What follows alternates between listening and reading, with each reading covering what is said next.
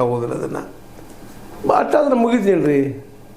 ಉದ್ಯೋಗಗಳು ಸೃಷ್ಟಿ ಆಗಬೇಕು, ಅದ್ರ ಬಗ್ಗೆ ಏನು ನೀವು ಮಾಡ್ತಾಯಿದ್ರಿ, ಏನು ಚಿಂತನೆ ಮಾಡ್ತಾಯಿದ್ರಿ? ಅದ ತಕ್ಷಣ ನಾನಾ ಮುಖ್ಯಮಂತ್ರಿ ಅಂತ ನೀವು ಅನ್ನೋದು, ಅವ್ರು ಯಾರ್ಯಾರನ್ನೋ ಬೆನ್ನತ್ತಿ ಅಡ್ಡಾಡೋದು, ಡಿ ಕೆ ಶಿವಕುಮಾರ್ ಅವರು ಇಬ್ಬರು ತಪ್ಪಿತಸ್ಥರನ್ನ ಹೈಕಮಾಂಡ್ ಮನಸ್ಸು ಮಾಡಿರಲ್ಲ ನೀವು, ಅವ್ರು ಹೇಳಿದಾಗ ಕೇಳ್ತಿರಲ್ಲ ನೀವು. ಮುಗಿದ ಮೊದಲು ಅವ್ರು ಏನು ಹೇಳ್ತಾರೆ ಮಾಡ್ಕೊಂಡು ಹೋಗ್ರಿ. ರಾಹುಲ್ ಗಾಂಧಿ ಅವ್ರು ಬಂದು ಎಲ್ಲಪ್ಪ ಡಿ ಕೆ ಶಿವಕುಮಾರಿಂದ ಭಾಳ ದೊಡ್ಡ ಸಾಧನೆ ಆಗೋದದ, ಇಡೀ ರಾಜ್ಯಕ್ಕೆ ದೊಡ್ಡ ಒಂದು ಉಪಕಾರ ಆಗೋದದ, ಅವ್ರನ್ನ ಮಾಡೋಣ ಮಾಡ್ರಿ, ಏನು ತಪ್ಪದ? ಎಲ್ಲ ಸಿದ್ದರಾಮಯ್ಯನಿಂದ ಒಳ್ಳೆಯದಾಗಿದ್ದು ಆಗಲಿ ಅನ್ನೋ ಮಾಡಿದ್ರೆ ಅಡ್ಡಿ ಇಲ್ಲ. ಇಲ್ಲಿ ಉದ್ಯೋಗ ಸೃಷ್ಟಿ ಇಲ್ಲಲ್ರಿ. ಉದ್ಯೋಗ ಯಾವ ಕ್ಷೇತ್ರದ ಸೃಷ್ಟಿ ಆಗ್ತಾವೆ ಅನ್ನೋ ಸಹಿತ ನಿಮಗೆ ಗೊತ್ತಿದ್ದರೂ ಅದು ಮಾತಾಡೋದಿಲ್ಲ.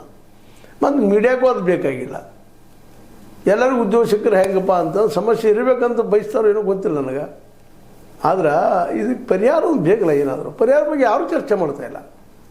ಸಿದ್ದರಾಮಯ್ಯರು ಆಯಿತು, ಡಿ ಕೆ ಶಿ ಅವರಾಯಿತು, ಜೊತೆಗೆ ಬಿ ಜೆ ಪಿಗರು ಮತ್ತೊಂದು ವಿಷಯ ಇಲ್ಲ ಅವ್ರಿಗೆ.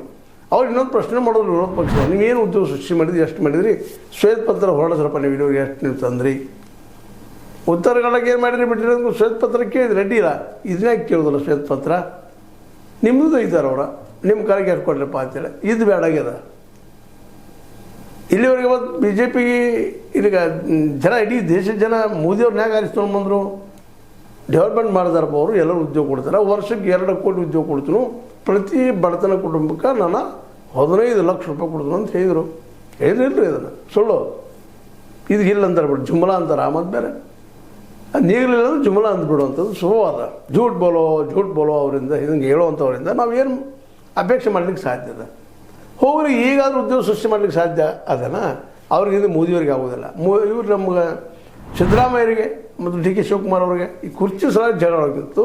ಎಲ್ಲರೂ ಉದ್ಯೋಗ ಕೊಟ್ರಪ್ಪ ಅಂತಂದ್ರೆ ಇನ್ನೂ ಅವ್ರು ಹೀರೋ ಆಗ್ತಾರೆ. ಗ್ಯಾರಂಟಿ ಕೊಟ್ಟಿದ್ರಿ, ಈಗ ಹೀರೋ ಆಗಿದ್ರಿ. ಬಿ ಜೆ ಪಿ ಅದಕ್ಕೆ ಮುಂದದ, ನೀವು ಇಲ್ಲಂತಲ್ಲ, ಆಡಳಿತದಲ್ಲೇ.